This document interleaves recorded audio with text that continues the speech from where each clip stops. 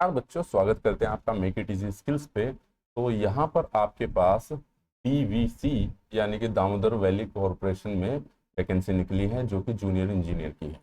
तो आइए देखते हैं इसमें क्या क्या चीज़ें मांगी गई है, इसमें आपका सिलेबस क्या रहने वाला है, इम्पोर्टेंट डेट्स क्या है और कौन कौन बच्चे इसमें अप्लाई कर सकते हैं। तो आइए इसको देखते हैं हम क्या क्या चीज़ें इसमें पूछी गई हैं। तो अगर बात की जाए आपके पास इलेक्ट्रिकल ब्रांच के लिए यहाँ पर 20 वैकेंसियाँ हैं, आप देख सकते हो, ठीक है। और इसमें ये कैटेगरी वाइज है, नॉन रिजर्व है, 5 OBC है, 3 SC है, 1 ST है और आपके पास EVS है। तो यहाँ पर साथ ही साथ आप देख पा रहे हो मिनिमम एज इसमें है जो कि आपके पास 18 साल है और अपर एज है 28 साल। तो इसमें आप ये देख पाओगे एज का रिलैक्सेशन हम आगे बात करेंगे SC ST OBC में जैसे कि दिया जाता है सेंट्रल गवर्नमेंट में, ठीक है। अब इसके इंपॉर्टेंट पॉइंट्स पे आते हैं। जो आपके पास पे स्केल रहेगा आपके पास, वो रहेगा आपके पास ये लगभग 35,400 से 1,12,400 के बीच, ठीक है। अब आ जाइए नीचे आ जाते हैं इसमें, जो कि अब क्वालिफिकेशन की बात कर लेते हैं। क्वालिफिकेशन में इसमें क्या मांगा गया है।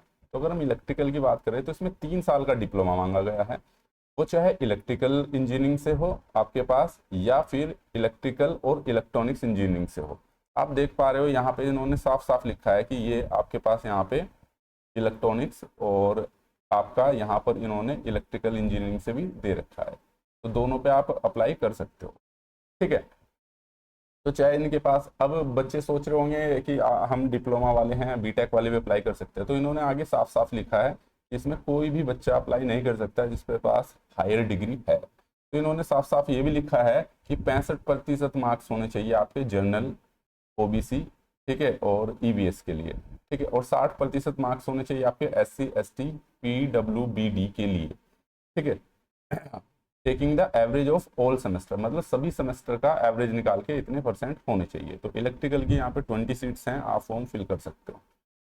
और जानते हैं इनके इंपॉर्टेंट पॉइंट, इन्होंने साफ साफ बोला कि जिसके पास, जिसने लेटरल एंट्री में एडमिशन लिया है यहाँ पर, ठीक है, और क्योंकि लेटरल एंट्री में आपको 3 साल का डिप्लोमा मिलता है लेकिन सेकंड ईयर में एडमिशन मिलता है, टोटल ड्यूरेशन 2 साल रहती है, वो भी इसमें अप्लाई कर सकता है। इन्होंने कैन ऑल्सो अप्लाई।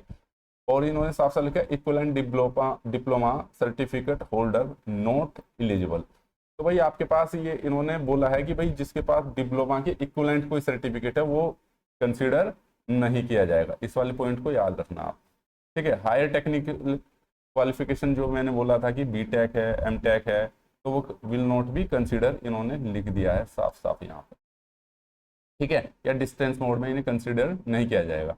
और इन्होंने साफ साफ लिखा है कि जो प्रोसेसिंग डिग्री है, डिग्री कर रहा है, हायर क्वालिफिकेशन है, are not eligible for they appear the CBT और their candidates liable to the cancellation after the appointment, ठीक है। अगर कोई इसमें भाई हायर क्वालिफिकेशन कर भी रहा है और वो क्या नाम है पेपर दे देता है और आपके पास बाद में सेलेक्ट हो जाता है, तो कहने का मतलब वो खुद का जिम्मेदार होगा अपॉइंटमेंट के बाद, ठीक है। तो ऐसे उनको सलाह दी जाती है कि आप अपीयर ना करें। तो यानी कि अगर आपके पास डिप्लोमा के बाद बीटेक भी है ना, तो भी आप, इन्होंने देखो यहाँ पे कितना साफ साफ लिख दिया है कि विद और without diploma is not allowed.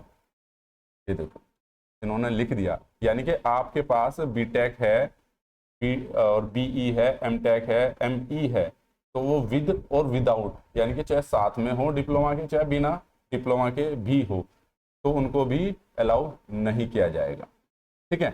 ये यहाँ पे आ जाते हैं आपके पास, ये अपर एज है भाई, इन्होंने लिख दिया है क्लोजिंग उस तक आपके पास ये 18 से 28 तक होनी चाहिए।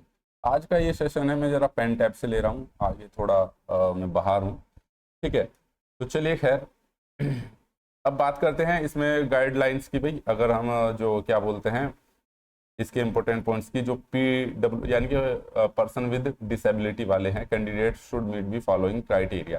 तो जो फिजिकल हैंडीकैप है बच्चे उनके लिए है कि नेचर डिसेबिलिटी उसकी परमानेंट है या डिग्री ऑफ डिसेबिलिटी मिनिमम 40% होनी चाहिए, ठीक है। ये उनका क्राइटेरिया है। जो इस बच्चे जो इस फील्ड से जुड़ते हैं वो बच्चे इनको समझ जाते हैं कि क्या है। एज रिलैक्सेशन देख सकते हैं हम, जो अपर एज है भाई इन्होंने साफ साफ लिखी है ये कि आपके पास ये 3 साल का ऑफर है, सॉरी ऑफर बोल रहा हूँ, रिलैक्सेशन है, ठीक है। और इसमें ये देख पा रहे होंगे आप 5 साल का इसमें है SC ST को। चलिए, और जो ये है PWBD फिजिकल डिसेबिलिटी वाले, इनको 10 ईयर्स का है, ओके। और फिर इसमें भी अगर कैटेगरी आ जाती है जैसे 15 ईयर का जो PWD candidate belonging SC ST से, अगर SC ST का कोई बच्चा है और वो फिजिकल हैंडीकैप है या फिजिकल डिसेबिलिटी 15 साल का, OBC वाले को 13 साल का है। ठीक है भाई, बाकी आप अपने हिसाब से रिजर्वेशन पढ़ सकते हो, मैं मोटे मोटे रिजर्वेशन की बात कर रहा हूँ। यहाँ पर जो EVS का है, ठीक है, उनको इनकम सर्टिफिकेट लगाना पड़ेगा और वो भी सर्टिफिकेट आपका 1 साल से पुराना नहीं होना चाहिए।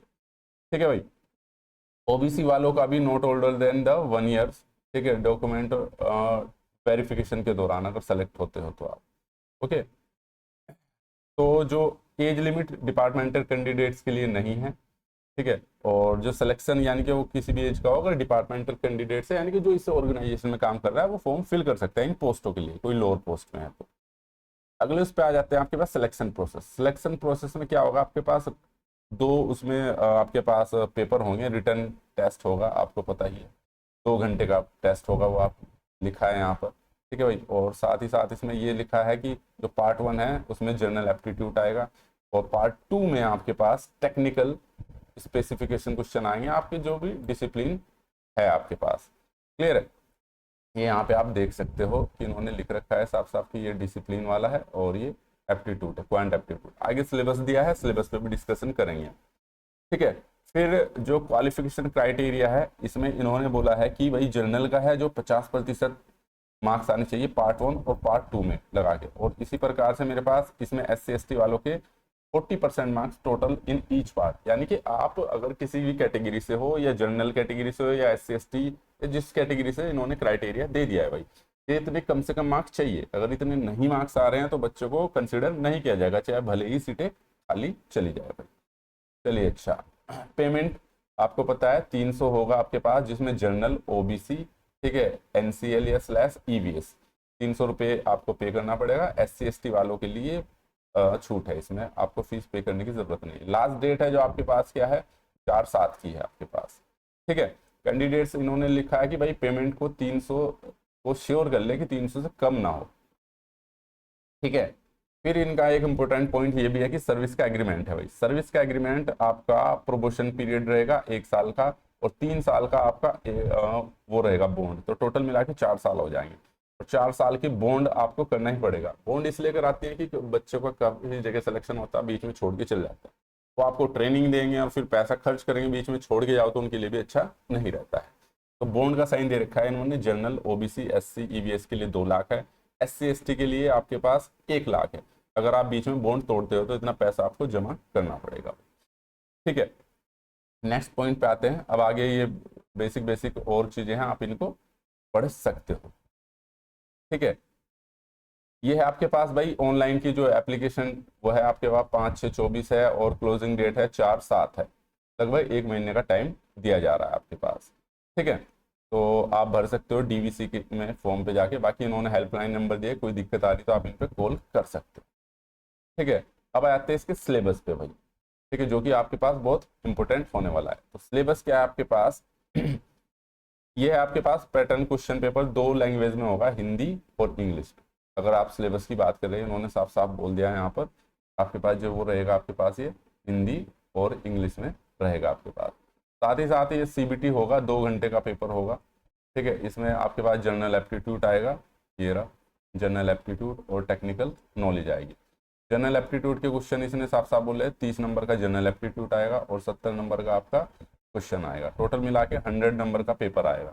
ठीक है, और 100 मार्क्स का पेपर होगा, इसमें 1/4 की मार्किंग होगी या 0.25 की मार्किंग होगी। ठीक है, अब आते हैं इसके सिलेबस पे। इस सिलेबस में क्या आएगा आपके पास, ये आपका मैकेनिकल का है। इन्होंने दे दिया है जनरल एप्टीट्यूड का ना, जनरल गेट का जो जनरल एप्टीट्यूड टेस्ट है, इसकी सारी चीज़ें इन्होंने दे रखी है, यहाँ पे आप देख सकते हो। ठीक है, non technical, analogy, similarity, difference, space, problem solving, analysis, general awareness में करंट इवेंट्स वगैरह, ये सब चीज़ें, इंडिया इकोनॉमिकल। ठीक है, जनरल इंग्लिश भी आएगी इसमें। ठीक है, तो ये GAT का यानी कि जनरल एप्टीट्यूड टेस्ट का हो गया, जो सभी ब्रांचेस के लिए कॉमन है। अब आते हैं आपके पास इलेक्ट्रिकल के लिए। ठीक है, सभी ये बहुत अच्छा कर रखा है इन्होंने कि आपका ब्रांच वाइज कोर्स दे रखा है। तो इलेक्ट्रिकल का कोर्स भी दे रखा है इन्होंने, आप देख सकते हो। बेसिक इलेक्ट्रिकल इंजीनियरिंग दे दिया है, बेसिक कॉन्सेप्ट, ठीक है, पॉलीफेज तक। और ये फिर आपके पास मशीन, ठीक है, इलेक्ट्रिकल मशीन और पावर हाउस से रिलेटेड दे दिया है आपके पास, स्विच गियर हो गया, ये टेस्टिंग जनरेटर मोटर हो गया, बेसिक इलेक्ट्रिकल प्रोटेक्शन मोटर हो गया आपके पास, मोटर का बेसिक और फिलोसफी हो गया है आपके पास, जनरेटर का भी सेम बेसिक प्रिंसिपल और फिलोसफी हो गया है, ठीक है। फिर ट्रांसमिशन डिस्ट्रीब्यूशन हो गया आपके पास, यानी कि बेसिकली देखा जाए तो आपके पास ये क्या क्या हो गया, बेसिक इलेक्ट्रिकल हो गया, मशीन हो गया है आपके पास, और ये पावर सिस्टम हो गया है। और मीटरिंग सिस्टम में इन्होंने एबीटी जो भी क्या आपके पास लेटेस्ट है, जो कि आपके पास टैरिफ बेस है मीटर, वो वाले इनको एबीटी मीटर बोलते हैं। साथ ही ये आपके एनर्जी मीटर है। तो ये आपके पास बेसिकली देखा जाए तो मीटर से थोड़ा मेजरमेंट का पार्ट है, बेसिक इलेक्ट्रिकल का पार्ट है, पावर सिस्टम का पार्ट है। हालांकि यही कोर सब्जेक्ट है, इन्हीं से आपके पास 90% हर उसमें क्वेश्चन इन्हीं से आते हैं भाई। इसमें इलेक्ट्रॉनिक्स वगैरह नहीं दिया गया है, डिजिटल नहीं दिया है, इलेक्ट्रॉनिक्स का कोई पार्ट नहीं दिया गया है। तो ये आपका सिलेबस था, बाकी की चीज़ें आप पॉइंट्स में जाके देख सकते हो। और साथ ही साथ बच्चों मैं आपको ये भी बता दूं, जल्द ही हमारे पास 1-2 दिन में इसकी क्लास भी स्टार्ट हो जाएगी। चाहे ये हो, हम एक यूनिवर्सल कोर्स बना रहे हैं जो सभी जूनियर इंजीनियर के लिए बहुत कामयाब होने वाला है। सभी का मतलब ये है कि भाई आपका जो कंटेंट है वो आपके हिसाब से आप उसमें पढ़ सकते हो। जैसे कि हम बेसिक इलेक्ट्रिकल से स्टार्ट करेंगे, फिर मशीन, फिर पावर सिस्टम, तो सभी लेक्चर हमारे चैनल पर मिलेंगे। तो आपके जो भी दोस्त हैं आप उनको इन्फॉर्म कर दीजिएगा, ठीक है। 1 से 2 दिन के अंदर ये क्लासेस स्टार्ट हो जाएंगी, और क्लासेस एक बार आप देखिएगा, आपको बेहतरीन कंटेंट के साथ मिलेगा। क्लास के साथ हम एमसीक्यू प्रैक्टिस भी कराएंगे, टेस्ट सीरीज वगैरह भी अवेलेबल होगी। तो जो भी बच्चा इस वीडियो को देख रहा है, चैनल को ज़रूर सब्सक्राइब कर ले, लाइक ज़रूर कर ले, ठीक है। तो इस वीडियो में इतना ही, मिलते हैं आपको नेक्स्ट वीडियो में। Thank you so much. अगली वीडियो हमारी सेशन पे होने वाली है क्लास के ऊपर।